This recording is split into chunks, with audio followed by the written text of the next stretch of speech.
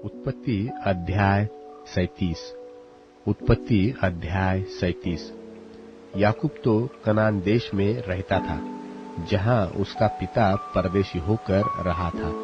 और याकूब के वंश का वृत्तांत यह है कि यूसुफ 17 वर्ष का होकर अपने भाइयों के संग भेड़ बकरियों को चराता था। और वह लड़का अपने पिता की पत्नी बिल्हा और जिल्पा के पुत्रों के संग रहा करता था, और उनकी बुराइयों का समाचार अपने पिता के पास पहुंचाया करता था। और इस्राएल अपने सब पुत्रों से बढ़ के यूसुफ से प्रीति रखता था, क्योंकि वह उसके बुढ़ापे का पुत्र था, और उसने उसके लिए रंग बिरंगा अंगरखा बनवाया।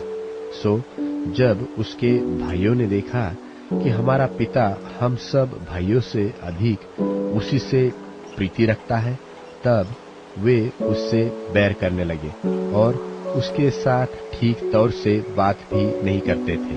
और यूसुफ ने एक स्वप्न देखा और अपने भाइयों से उसका वर्णन किया। तब वे उससे और भी द्वेष करने लगे। और उसने उनसे कहा, जो स्वप्न मैंने देखा है सो सुनो। हम लोग खेत में पूले बांध रहे थे, और क्या देखता हूँ कि मेरा पूला उठकर सीधा खड़ा हो गया। तब तुम्हारे पूलों ने मेरे पूलों को चारों तरफ से घेर लिया और उससे दंडवत किया। तब उसके भाइयों ने उससे कहा, क्या सचमुच तू हमारे ऊपर राज्य करेगा? व सचमुच तू हम पर प्रभुता करेगा? सो वे उसके स्वप्नों और उसकी बातों के कारण उससे और भी अधिक बैर करने लगे। फिर उसने एक और स्वप्न देखा और अपने भाइयों से उसका भी यो वर्णन किया कि सुनो, मैंने एक और स्वप्न देखा है कि सूर्य और चंद्रमा और 11 तारे मुझसे दंडवत कर रहे हैं। यह स्वप्न उसने अपने पिता और भाइयों से वर्णन किया। तब उसके पिता ने उसको दपट के कहा, यह कैसा स्वप्न है जो तूने देखा है? क्या सचमुच मैं और तेरी माता और तेरे भाई सब जाकर तेरे आगे भूमि पर गिर के दंडवत करेंगे? उसके भाई तो उससे डाहा करते थे, पर उसके पिता ने उसके उस वचन को स्मरण रखा। और उसके भाई अपने पिता की भेड़ बकरियों को चराने के लिए शकेम को गए। तब इस्राएल ने यूसुफ से कहा, तेरे भाई तो शकेम ही में भेड़ बकरी चरा रहे होंगे, सो जा, मैं तुझे उनके पास भेजता हूँ। उसने उससे कहा, जो आज्ञा, मैं हाजिर हूँ। उसने उससे कहा, जा, अपने भाइयों और भेड़ बकरियों का हाल देखा कि वे कुशल से तो है, फिर मेरे पास समाचार ले आ। सो उसने उनको हेब्रोन की तराई में विदा कर दिया, और वह शकेम में आया। और किसी मनुष्य ने उसको मैदान में इधर उधर भटकते हुए पाकर उससे पूछा, तू क्या ढूंढता है? उसने कहा, मैं तो अपने भाइयों को ढूंढता हूँ। कृपा कर मुझे बता कि वे भेड़ बकरियों को कहाँ चरा रहे हैं। उस मनुष्य ने कहा, वे तो यहाँ से चले गए हैं, और मैंने उनको यह कहते सुना कि आओ हम दोतान को चलें। सो यूसुफ अपने भाइयों के पास चला और उन्हें दोतान में पाया। और जो ही उन्होंने उसे दूर से आते देखा, तो उसके निकट आने के पहले ही उसे मार डालने की युक्ति की। और वे आपस में कहने लगे, देखो, वह स्वप्न देखने वाला आ रहा है। सो आओ हम उसको घात करके किसी गड्ढे में डाल देंगे, और यह कह देंगे कि कोई दुष्ट पशु उसको खा गया। फिर हम देखेंगे कि उसके स्वप्नों का क्या फल होगा। यह सुन के रूबेन ने उसको उसके हाथों से बचाने की मनसा से कहा, हम उसको प्राण से तो न मारे। फिर रूबेन ने उनसे कहा, लोहू मत बहाओ, उसको जंगल के इस गड्ढे में डाल दो और उस पर हाथ मत उठाओ। वह उसको उनके हाथ से छुड़ाकर पिता के पास पहुंचाना चाहता था। सो ऐसा हुआ कि जब यूसुफ अपने भाइयों के पास पहुंचा, तब उन्होंने उसका रंग बिरंगा अंगरखा जिसे वह पहने हुए था उतार लिया और यूसुफ को उठाकर गड्ढे में डाल दिया। वह गड्ढा तो सूखा था और उसमें कुछ जल न था। तब वे रोटी खाने को बैठ गए और आंखें उठाकर क्या देखा कि इश्माएलियों का एक दल ऊंटों पर सुगंधी द्रव्य, बलसान और गन्धसर लादे हुए गिलाद से मिस्र को चला जा रहा है। तब यहूदा ने अपने भाइयों से कहा, अपने भाई को घात करने और उसका खून छिपाने से क्या लाभ होगा? आओ हम उसे इश्माएलियों के हाथ बेच डालें और अपना हाथ उस पर न उठाए, क्योंकि वह हमारा भाई और हमारी ही हड्डी और मांस है। सो उसके भाइयों ने उसकी बात मान ली। तब मिद्यानी व्यापारी उधर से होकर उनके पास पहुंचे। सो यूसुफ के भाइयों ने उसको उस गड्ढे में से खींचकर बाहर निकाला और इश्माएलियों के हाथ चांदी के 20 टुकड़ों में बेच दिया और वे यूसुफ को मिस्र में ले गए। और रूबेन ने गड्ढे पर लौटकर क्या देखा कि यूसुफ गड्ढे में नहीं है। सो उसने अपने वस्त्र फाड़े और अपने भाइयों के पास लौटकर कहने लगा कि लड़का तो नहीं है, अब मैं किधर जाऊं? और तब उन्होंने यूसुफ का अंगरखा लिया और एक बकरे को मार के उसके लोहू में उसे डुबा दिया। और उन्होंने उस रंग बिरंगे अंगरखे को अपने पिता के पास भेजकर कहला दिया कि यह हमको मिला है, सो देखकर पहचान ले कि यह तेरे पुत्र का अंगरखा है कि नहीं। उसने उसको पहचान लिया और कहा, हाँ, यह मेरे ही पुत्र का अंगरखा है, किसी दुष्ट पशु ने उसको खा लिया है। निसंदेह यूसुफ फाड़ डाला गया है। तब याकूब ने अपने वस्त्र फाड़े और कमर में टाट लपेटा और अपने पुत्र के लिए बहुत दिनों तक विलाप करता रहा।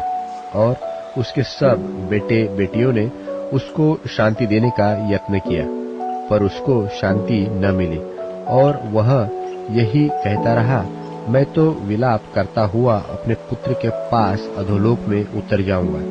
इस प्रकार उसका पिता उसके लिए रोता ही रहा। और मिद्यानियों ने यूसुफ को मिस्र में ले जाकर पोतीफर नाम फिरौन के एक हाकिम और जल्लादों के प्रधान के हाथ बेच डाला। उत्पत्ति अध्याय 38। उन्हीं दिनों में ऐसा हुआ कि यहूदा अपने भाइयों के पास से चला गया और हीरा नाम एक अद्दुल्लाम वासी पुरुष के पास डेरा किया। वहां यहूदा ने शुआ नाम एक कनानी पुरुष की बेटी को देखा और उसको ब्याह कर उसके पास गया। वह गर्भवती हुई और उसके एक पुत्र उत्पन्न हुआ और यहूदा ने उसका नाम एर रखा। और वह फिर गर्भवती हुई और उसके एक और पुत्र उत्पन्न हुआ और उसका नाम ओनान रखा गया। फिर उसके एक और पुत्र उत्पन्न हुआ, उसका नाम शेला रखा गया। और जिस समय उसका जन्म हुआ उस समय यहूदा कजीब में रहता था। और यहूदा ने तामार नाम एक स्त्री से अपने जेठे पुत्र एर का विवाह कर दिया, परंतु यहूदा का वह जेठा पुत्र एर यहोवा के लेखे में दुष्ट था, इसलिए यहोवा ने उसको मार डाला। तब यहूदा ने ओनान से कहा, अपनी भौजाई के पास जा और उसके साथ देवर का धर्म पूरा करके अपने भाई के लिए संतान उत्पन्न कर। ओनान तो जानता था कि संतान तो मेरी न ठहरेगी। सो ऐसा हुआ कि जब वह अपनी भौजाई के पास गया तब उसने भूमि पर वीर्य गिराकर नाश किया, जिससे ऐसा न हो कि उसके भाई के नाम से वंश चले। यह काम जो उसने किया उससे यहोवा अप्रसन्न हुआ और उसने उसको भी मार डाला। तब यहूदा ने इस डर के मारे कि कहीं ऐसा न हो कि अपने भाइयों की नाई शेला भी मरे, अपनी बहू तामार से कहा, जब तक मेरा पुत्र शेला सियाना न हो तब तक अपने पिता के घर में विधवा ही बैठी रह। सो तामार अपने पिता के घर में जाकर रहने लगी। बहुत समय के बीतने पर यहूदा की पत्नी जो शुआ की बेटी थी सो मर गई। फिर यहूदा शोक के छूटकर अपने मित्र हिरा अदुल्लाम वासी समेत अपनी भेड़ बकरियों का ऊन कतरने वालों के पास तिम्नाथ को गया। और तामार को यह समाचार मिला कि तेरा ससुर अपनी भेड़ बकरियों का ऊन कतरने के लिए तिम्नाथ को जा रहा है। तब उसने यह सोचकर कि शेला सियाना तो हो गया है, पर मैं उसकी स्त्री नहीं होने पाई, अपना विधवापन का पहरावा उतारा और घूंघट डालकर अपने को ढांप लिया और एनेम नगर के फाटक के पास जो तिम्नाथ के पास मार्ग में है जा बैठी। जब यहूदा ने उसको देखा, उसने उसको वेश्या समझा, क्योंकि वह अपना मुंह ढांपे हुई थी। और वह मार्ग से उसकी ओर फिरा और उससे कहने लगा, मुझे अपने पास आने दे, क्योंकि उसे यह मालूम न था कि वह उसकी बहू है। और वह कहने लगी कि यदि मैं तुझे अपने पास आने दूं तो तू मुझे क्या देगा? उसने कहा, मैं अपनी बकरियों में से बकरी का एक बच्चा तेरे पास भेज दूंगा। तब उसने कहा, भला उसके भेजने तक क्या तू हमारे पास कुछ रेहन रख जाएगा? उसने पूछा, मैं तेरे पास क्या रेहन रख जाऊं? उसने कहा, अपनी मुहर और बाजूबंद और अपने हाथ की छड़ी। तब उसने उसको वे वस्तुएं दे दी और उसके पास गया और वह उससे गर्भवती हुई। तब वह उठकर चली गई और अपना घूंघट उतार के अपना विधवापन का पहरावा फिर पहन लिया। तब यहूदा ने बकरी का एक बच्चा अपने मित्र उस अदुल्लाम वासी के हाथ भेज दिया कि वह रेहन रखी हुई वस्तुएं उस स्त्री के हाथ से छुड़ा ले आए, पर वह स्त्री उसको न मिली। तब उसने वहां के लोगों से पूछा कि वह देवदासी जो एनम के मार्ग में एक और बैठी थी कहाँ है? उन्होंने कहा, यहाँ तो कोई देवदासी न थी। सो उसने यहूदा के पास लौट के कहा, मुझे वह नहीं मिली। और उस स्थान के लोगों ने कहा कि यहाँ तो कोई देवदासी न थी। तब यहूदा ने कहा, अच्छा, वह बंधक उसी के पास रहने दे, नहीं तो हम लोग तुच्छ गिने जाएंगे। देख, मैंने बकरी का यह बच्चा भेज दिया, पर वह तुझे नहीं मिली। और 3 महीने के पीछे यहूदा को यह समाचार मिला कि तेरी बहू ने व्यभिचार किया है, वरन वह व्यभिचार से गर्भवती भी हो गई है। तब यहूदा ने कहा, उसको बाहर ले आओ कि वह जलाई जाए। जब उसे बाहर निकाल रहे थे, तब उसने अपने ससुर के पास यह कहला भेजा कि जिस पुरुष की ये वस्तुएं हैं, उसी से मैं गर्भवती हूँ। फिर उसने यह भी कहलाया कि पहचान तो सही कि यह मुहर और बाजूबंद और छड़ी किसकी है। यहूदा ने उन्हें पहचान कर कहा, वह तो मुझसे कम दोषी है, क्योंकि मैंने उससे अपने पुत्र शेला को न ब्याह दिया और उसने उससे फिर कभी प्रसंग न किया। जब उसके बच्चे जन्मने का समय आया, तब यह जान पड़ा कि उसके गर्भ में जुड़वे बच्चे हैं। और जब वह जन्म देने लगी, तब एक बालक ने अपना हाथ बढ़ाया और धाय ने लाल सूत लेकर उसके हाथ में यह कहते हुए बांध दिया कि पहले यही उत्पन्न हुआ। जब उसने हाथ समेट लिया, तब उसका भाई उत्पन्न हो गया। तब उस धाय ने कहा, तू क्यों बरब्बस निकल आया है? इसलिए उसका नाम पेरेस रखा गया। पीछे उसका भाई जिसके हाथ में लाल सूत बंधा हुआ था उत्पन्न हुआ, उसका नाम जेरह रखा गया। उत्पत्ति अध्याय 39। जब यूसुफ मिस्र में पहुंच गया, तब पोतीपर नाम एक मिस्री जो फिरौन का हाकिम और जल्लादों का प्रधान था, उसने उसको इश्माएलियों के हाथ से जो उसे वहां ले गए थे मोल लिया। और यूसुफ अपने मिस्री स्वामी के घर में रहता था और यहोवा उसके संग था, सो वह भाग्यवान पुरुष हो गया। और यूसुफ के स्वामी ने देखा कि यहोवा उसके संग रहता है और जो काम वह करता है उसको यहोवा उसके हाथ से सुफल कर देता है, तब उसकी अनुग्रह की दृष्टि उस पर हुई और वह उसकी सेवा टहल करने के लिए नियुक्त किया गया। फिर उसने उसको अपने घर का अधिकारी बना के अपना सब कुछ उसके हाथ में सौंप दिया।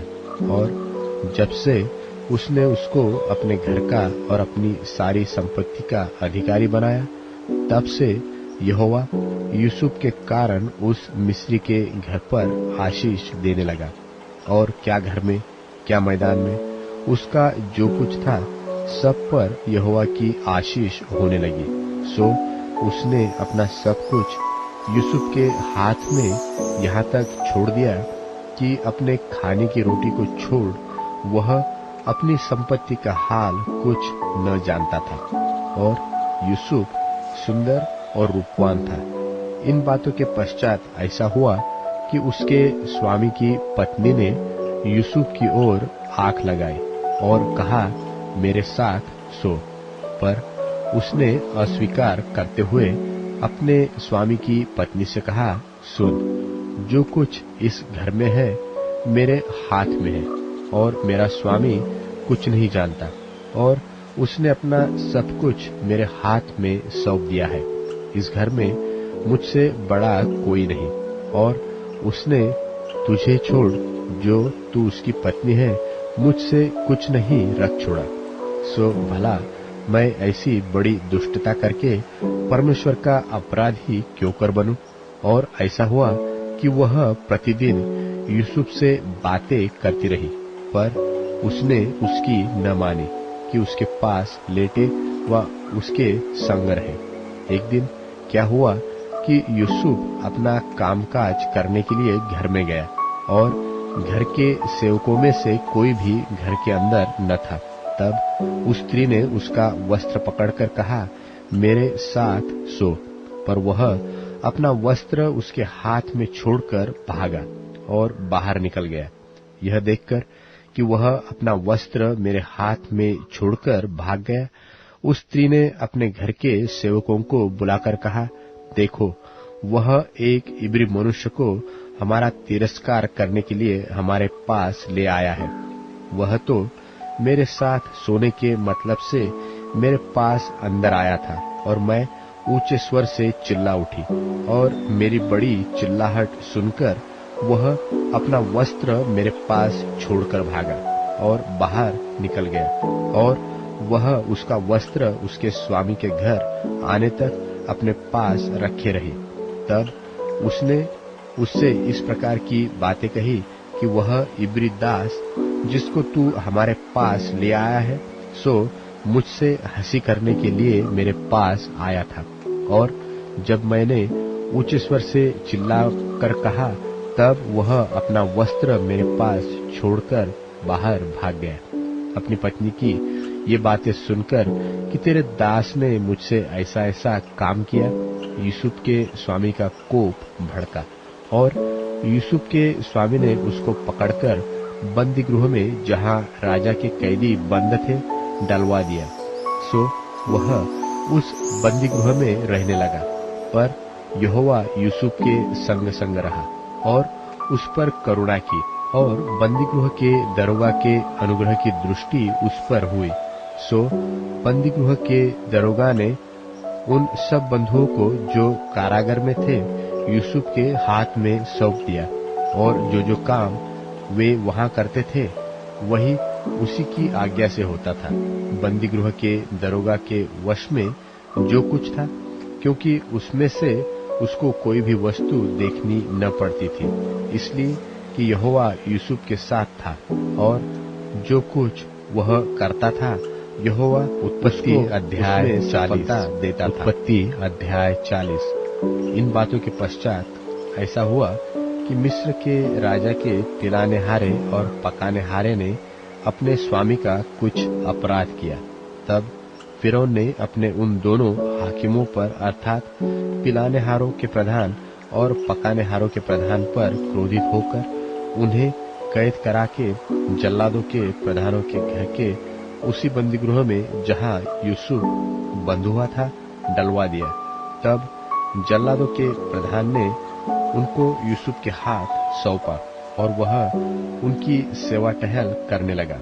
सो वे कुछ दिन तक बंदीगृह में रहे और मिस्र के राजा का पिलानेहारा और पकानेहारा जो बंदीगृह में बंद थे, उन दोनों ने एक ही रात में अपने होनहार के अनुसार स्वप्न देखा।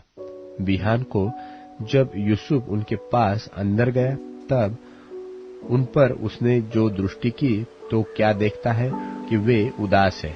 सो उसने फिरौन के उन हाकिमों से जो उसके साथ उसके स्वामी के घर के बंदीगृह में थे पूछा कि आज तुम्हारे मुंह क्यों उदास है। उन्होंने उससे कहा, हम दोनों ने स्वप्न देखा है और उनके फल का बताने वाला कोई भी नहीं। यूसुफ ने उनसे कहा, क्या स्वप्नों का फल कहना परमेश्वर का काम नहीं है? मुझे अपना अपना स्वप्न बताओ। तब पिलानेहारों का प्रधान अपना स्वप्न यूसुफ को यो बताने लगा कि मैंने स्वप्न में देखा कि मेरे सामने एक दाखलता है और उस दाखलता में 3 डालियां है और उनमें मानो कलियां लगी है और वे फूली और उनके गुच्छों में दाख लगकर पक गई और फिरौन का कटोरा मेरे हाथ में था। सो मैंने उन दाखों को लेकर फिरौन के कटोरे में निचोड़ा और कटोरे को फिरौन के हाथ में दिया। यूसुफ ने उससे कहा, इसका फल यह है कि 3 डालियों का अर्थ 3 दिन है और अब से 3 दिन के भीतर फिरौन तेरा सिर ऊंचा करेगा और फिर से तेरे पद पर तुझे नियुक्त करेगा और तू पहले की नाई फिरौन का पिलानेहारा होकर उसका कटोरा उसके हाथ में फिर दिया करेगा। सो जब तेरा भला हो जाए तब मुझे स्मरण करना और मुझ पर कृपा करके फिरौन से मेरी चर्चा चलाना और इस घर से मुझे छुड़वा देना, क्योंकि सचमुच इब्रानियों के देश से मुझे चुराकर ले आए हैं और यहाँ भी मैंने कोई ऐसा काम नहीं किया जिसके कारण मैं इस कारागार में डाला जाऊं। यह देखकर कि उसके स्वप्न का फल अच्छा निकला, पकानेहारों के प्रधान ने यूसुफ से कहा, मैंने भी स्वप्न देखा है। वह यह है कि मैंने देखा कि मेरे सिर पर सफेद रोटी की 3 टोकरियां हैं और ऊपर की टोकरी में फिरौन के लिए सब प्रकार की पकी पकाई वस्तुएं हैं और पक्षी मेरे सिर पर की टोकरी में से उन वस्तुओं को खा रहे हैं। यूसुफ ने कहा, इसका फल यह है कि 3 टोकरियों का अर्थ 3 दिन है। सो अब से 3 दिन के भीतर फिरौन तेरा सिर कटवाकर तुझे एक वृक्ष पर टंगवा देगा और पक्षी तेरे मांस को नोच नोच कर खाएंगे। और तीसरे दिन फिरौन का जन्मदिन था। उसने अपने सब कर्मचारियों की जेवनार की और उनमें से पिलानेहारों के प्रधान और पकानेहारों के प्रधान दोनों को बंदीगृह से निकलवाया और पिलानेहारों के प्रधान को तो पिलानेहारे के पद पर फिर से नियुक्त किया और वह फिरौन के हाथ में कटोरा देने लगा, पर पकानेहारों के प्रधान को उसने टंगवा दिया, जैसा कि यूसुफ ने उनके स्वप्नों का फल उनसे कहा था। फिर भी पिलानेहारों के प्रधान ने यूसुफ को स्मरण न रखा। उत्पत्ति अध्याय 41। उत्पत्ति अध्याय 41। पूरे 2 बरस के बीतने पर फिरौन ने यह स्वप्न देखा कि वह नील नदी के किनारे पर खड़ा है और उस नदी में से 7 सुंदर और मोटी मोटी गायें निकलकर कछार की घास चरने लगी। और क्या देखा कि उनके पीछे और 7 गायें जो कुरूप और दुर्बल है नदी से निकली और दूसरी गायों के निकट नदी के तट पर जा खड़ी हुई। तब ये कुरूप और दुर्बल गायें उन 7 सुंदर और मोटी मोटी गायों को खा गई। तब फिरौन जाग उठा और वह फिर सो गया और दूसरा स्वप्न देखा कि एक डंडी में से 7 मोटी और अच्छी अच्छी बालें निकली। और क्या देखा कि उनके पीछे 7 बालें पतली और पुरवाई से मुरझाई हुई निकली, और इन पतली बालों ने उन 7 मोटी और अन्न से भरी हुई बालों को निगल लिया। तब फिरौन जाग उठा और उसे मालूम हुआ कि यह स्वप्न ही था।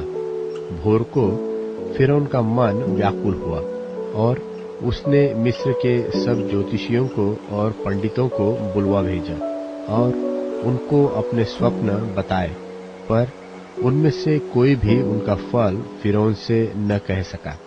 तब पिलाने हारों का प्रधान फिरौन से बोल उठा कि मेरे अपराध आज मुझे स्मरण आए, जब फिरौन अपने दासों से क्रोधित हुआ था और मुझे और पकाने हारों के प्रधान को कैद करा के जल्लादों के प्रधान के घर के बंदीगृह में डाल दिया था।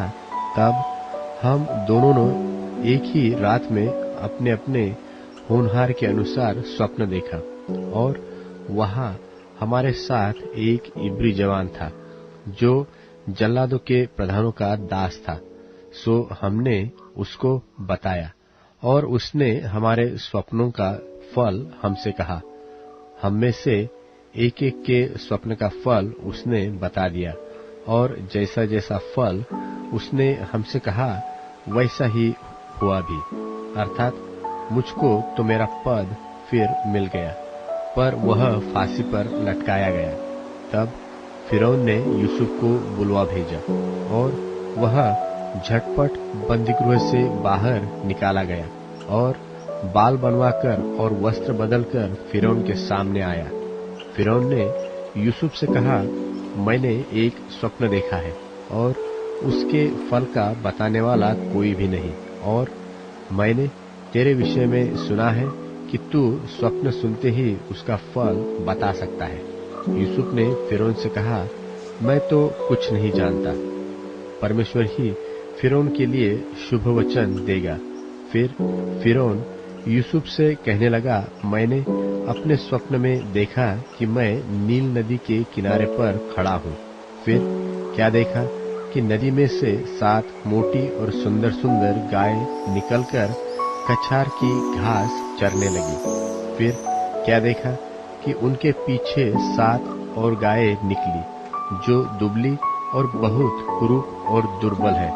मैंने तो सारे मिस्र देश में ऐसी कुडौल गाय कभी नहीं देखी, और इन दुर्बल और कुडौल गायों ने उन पहली 7 मोटी मोटी गायों को खा लिया, और जब वे उनको खा गई तब यह मालूम नहीं होता था कि वे उनको खा गई है, क्योंकि वे पहले की नाई जैसी की तैसी कुडौल रही।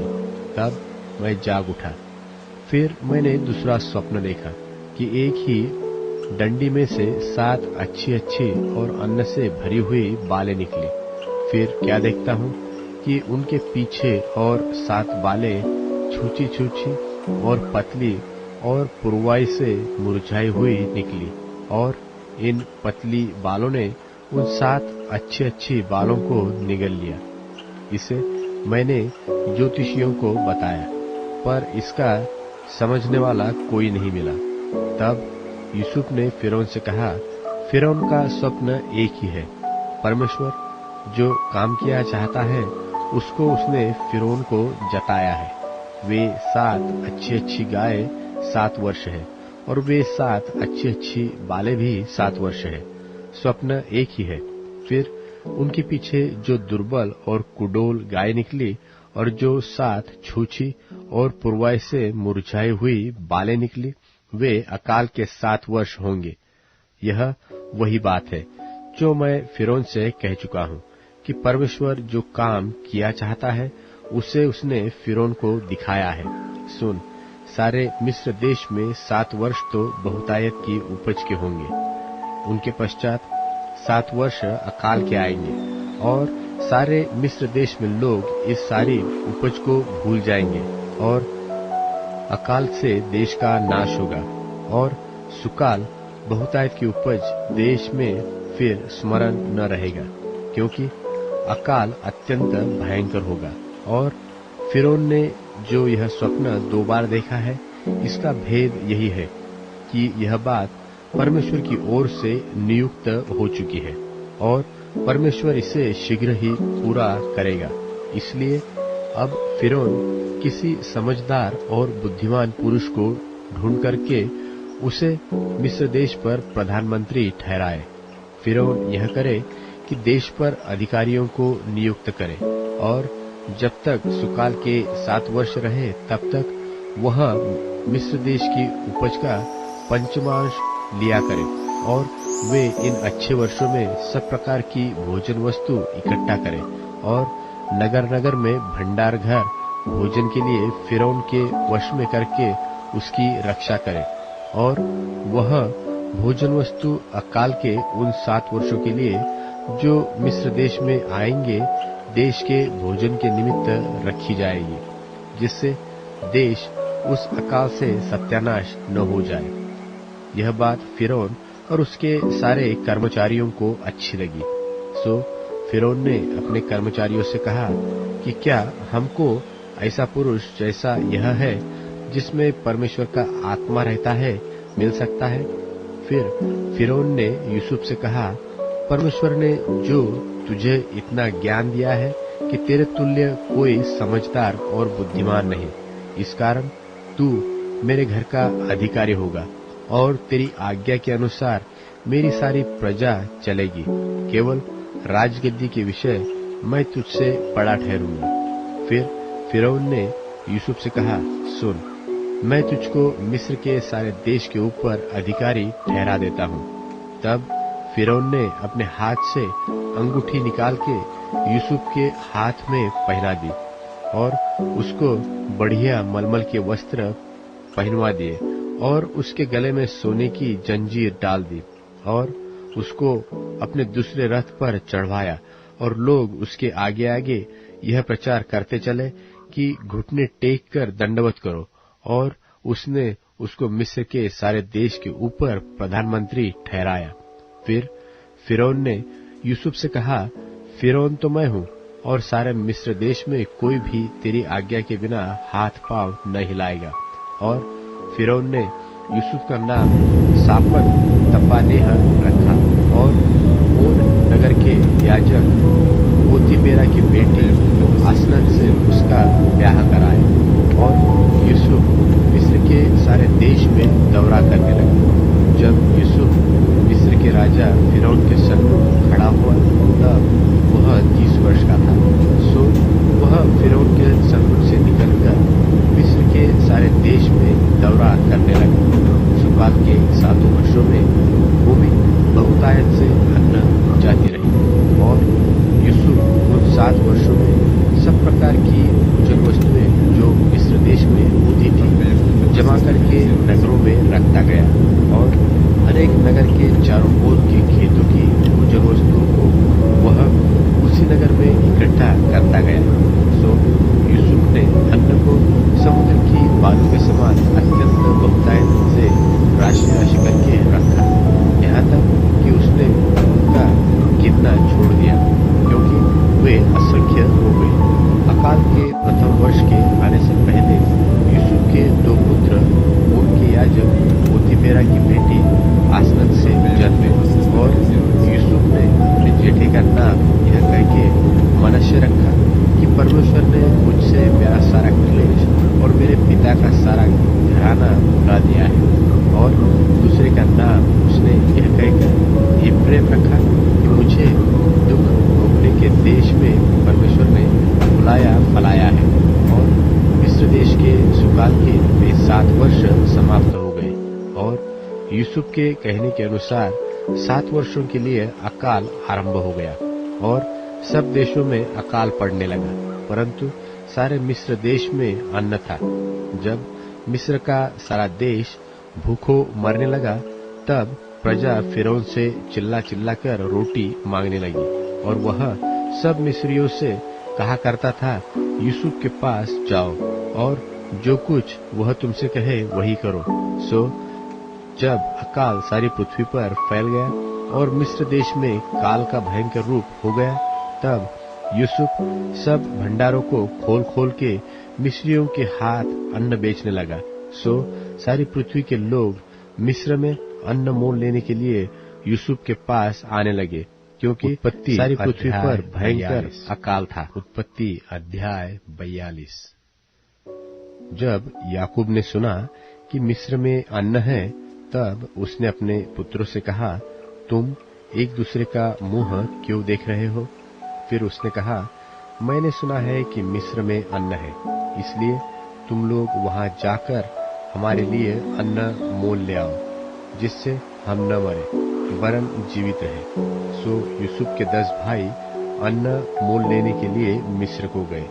पर यूसुफ के भाई बिन्यामीन को याकूब ने यह सोचकर भाइयों के साथ न भेजा कि कहीं ऐसा न हो कि उस पर कोई विपत्ति आ पड़े।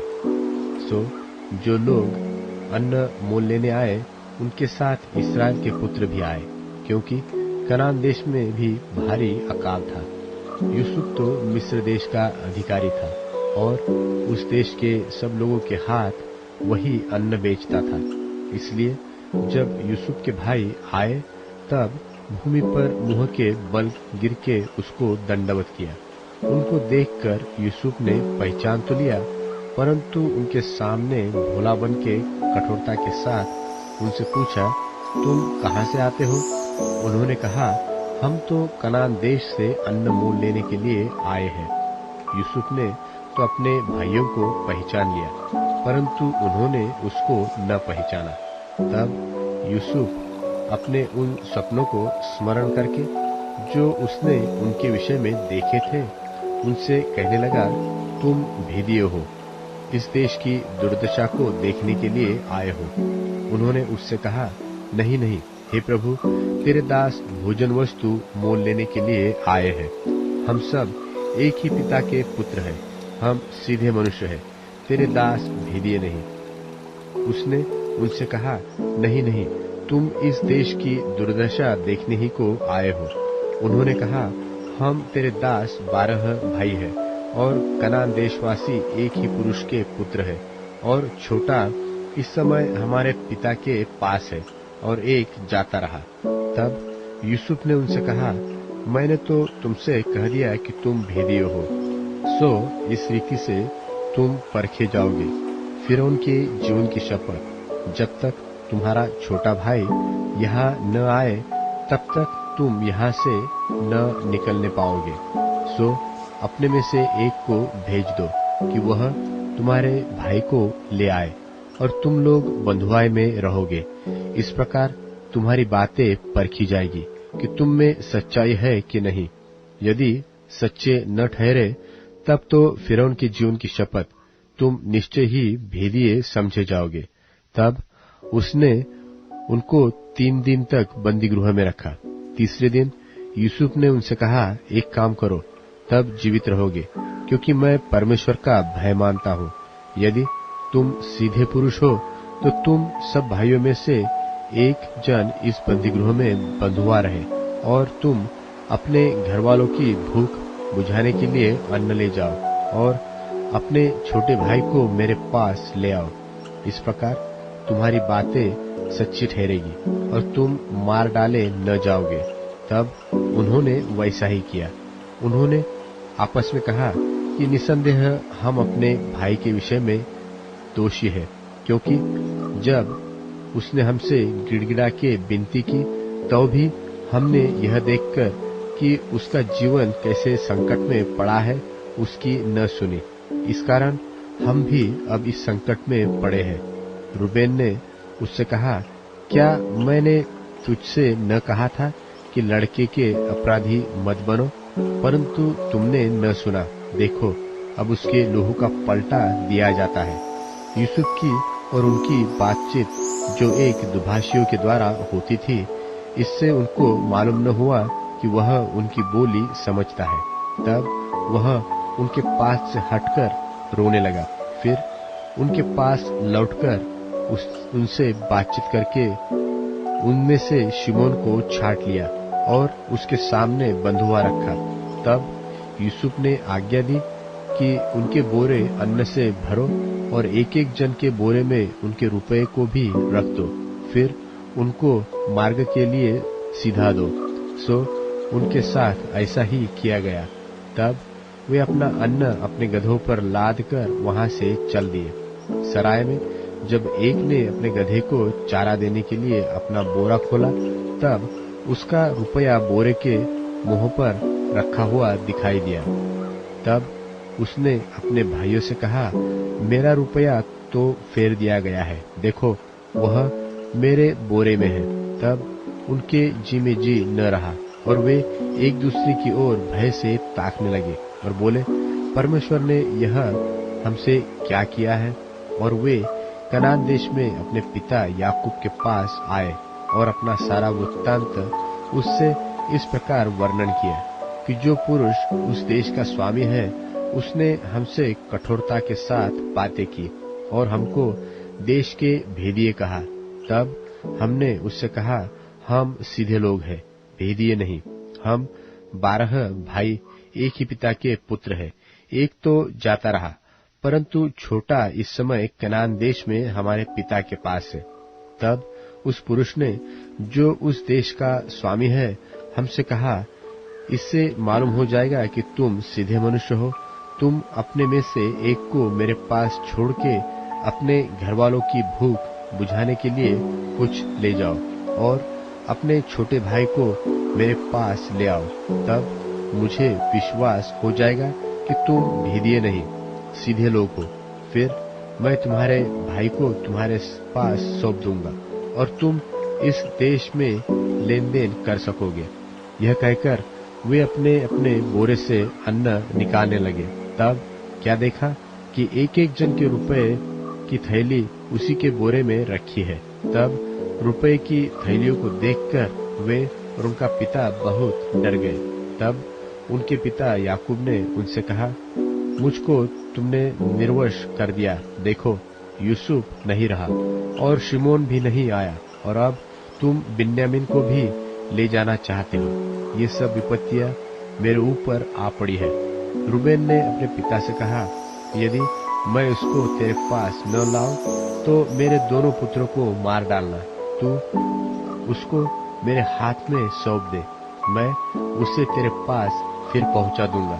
उसने कहा, मेरा पुत्र तुम्हारे संग न जाएगा, क्योंकि उसका भाई मर गया है और वह अब अकेला रह गया।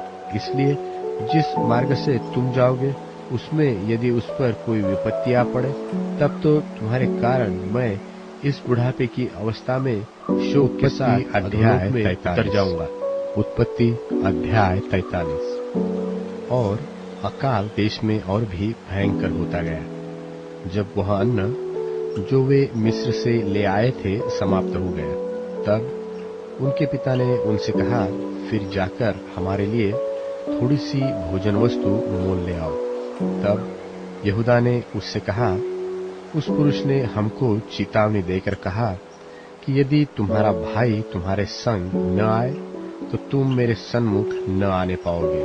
इसलिए यदि तू हमारे भाई को हमारे संग भेजे, तब तो हम जाकर तेरे लिए भोजन वस्तु मोल ले आएंगे। परंतु यदि तू उसको न भेजे तो हम न जाएंगे, क्योंकि उस पुरुष ने हमसे कहा कि यदि तुम्हारा भाई तुम्हारे संग न हो तो तुम मेरे सन्मुख न आने पाओगे। तब इस्राएल ने कहा, तुमने उस पुरुष को यह बताकर कि हमारा एक और भाई है, क्यों मुझसे बुरा बर्ताव किया? उन्होंने कहा, जब उस पुरुष ने हमारी और हमारे कुटुंबियों की दशा को इस रीति से पूछा कि क्या तुम्हारा पिता अब तक जीवित है? क्या तुम्हारे कोई और भाई भी है? तब हमने इन प्रश्नों के अनुसार उससे वर्णन किया। फिर हम क्या जानते थे कि वह कहेगा कि अपने भाई को यहाँ ले आओ। फिर यहूदा ने अपने पिता इस्राएल से कहा, उस लड़के को मेरे संग भेज दे कि हम चले जाएं। इससे हम और तू हमारे बाल बच्चे मरने न पाएंगे, वरन जीवित रहेंगे। मैं उसका जामिन होता हूँ। मेरी इस हाथ से तू उसको फेर लेना। यदि मैं इसको तेरे पास पहुंचाकर सामने न खड़ा कर दूं, तब तो मैं सदा के लिए तेरा अपराधी ठहरूंगा। यदि हम लोग विलंब न करते तो अब तक दूसरी बार लौट आते। तब उनके पिता इस्राएल ने उनसे कहा, यदि सचमुच ऐसी ही बात है तो यह करो, इस देश की उत्तम उत्तम वस्तु में से कुछ कुछ अपने बोरे में उस पुरुष के लिए भेंट ले जाओ, जैसे थोड़ा सा बलसान और थोड़ा सा मधु और कुछ सुगंध द्रव्य और गंधरस, पिस्ते और बादाम। फिर अपने अपने साथ दूना रुपया ले जाओ, और जो रुपया तुम्हारे बोरों के मुंह पर रखकर फेर दिया गया था उसको भी लेते जाओ, कदाचित यह भूल से हुआ हो। और अपने भाई को भी संग लेकर उस पुरुष के पास जाओ, और सर्वशक्तिमान परमेश्वर उस पुरुष को तुम पर दयालु करेगा, जिससे कि वह तुम्हारे दूसरे भाई को और बिन्यामीन को भी आने दे। और यदि मैं निर्वंश हुआ तो होने दो। तब उन मनुष्यों ने वह भेंट और दूना रुपया और बिन्यामीन को भी संग लिया और चल दिए, और मिस्र में पहुंचकर यूसुफ के सामने खड़े हुए। उनके साथ बिन्यामीन को देखकर यूसुफ ने अपने घर के अधिकारी से कहा, उन मनुष्यों को घर में पहुंचा दो और पशु मार के भोजन तैयार करो, क्योंकि वे लोग दोपहर को मेरे संग भोजन करेंगे। तब वह अधिकारी पुरुष यूसुफ के कहने के अनुसार उन पुरुषों को यूसुफ के घर ले गया। जब वे यूसुफ के घर को पहुंचाए गए, तब वे आपस में डरकर कहने लगे कि जो रुपया पहली बार हमारे बोरों में फेर दिया गया था, उसी के कारण हम भीतर पहुंच गए हैं, जिससे कि वह पुरुष हम पर टूट पड़े और हमें वश में करके अपने दास बनाए और हमारे गड्ढों को भी छीन ले। तब वे यूसुफ के घर के अधिकारी के निकट जाकर घर के द्वार पर इस प्रकार कहने लगे कि हे हमारे प्रभु, जब हम पहली बार अन्न मोल लेने को आए थे, तब हमने सराय में पहुंचकर अपने बोरों को खोला, तो क्या देखा कि एक एक जन का पूरा पूरा रुपया उसके बोरे के मुंह पर रखा है। इसलिए हम उसको अपने साथ फिर ले आते हैं। और दूसरा रुपया भी भोजन वस्तु मोल लेने के लिए लाए हैं। हम नहीं जानते थे कि हमारा रुपया हमारे बोरों में किसने रख दिया था। उसने कहा, तुम्हारा कुशल हो, डरो मत। तुम्हारा परमेश्वर, जो तुम्हारे पिता का भी परमेश्वर है, उसी ने तुमको तुम्हारे बोरों में धन दिया होगा। तुम्हारा रुपया तो मुझको मिल गया था। फिर उसने शिमोन को निकालकर उनके संग कर दिया। तब उस जन ने उन मनुष्यों को यूसुफ के घर में ले जाकर जल दिया। तब उन्होंने अपने पांवों को धोया। फिर उसने उनके गधों के लिए चारा दिया। तब यह सुनकर कि आज हमको यही भोजन करना होगा, उन्होंने यूसुफ के आने के समय तक अर्थात दोपहर तक उस भेंट को इकट्ठा कर रखा। जब यूसुफ घर आया, तब वे उस भेंट को जो उनके हाथ में थी उसके सन्मुख घर में ले गए और भूमि पर गिरकर उसको दंडवत किया। उसने उनका कुशल पूछा और कहा, क्या तुम्हारा वह बूढ़ा पिता जिसकी तुमने चर्चा की थी कुशल से है? क्या वह अब तक जीवित है? उन्होंने कहा, हाँ, तेरा दास हमारा पिता कुशल से है और अब तक जीवित है। तब उन्होंने सिर झुकाकर फिर दंडवत किया। तब उसने आंखें उठाकर और अपने सगे भाई बिन्यामीन को देखकर पूछा, क्या तुम्हारा वह छोटा भाई जिसकी चर्चा तुमने मुझसे की थी यही है? फिर उसने कहा, मेरे पुत्र, परमेश्वर तुझ पर अनुग्रह करे। तब अपने भाई के स्नेह से मन भर आने के कारण और यह सोचकर कि मैं कहाँ जाकर रो, यूसुफ फुर्ती से अपनी कोठरी में गया और वहां रो पड़ा। फिर अपना मुंह धोकर निकल आया और अपने को शांत करके कहा, भोजन परोसो।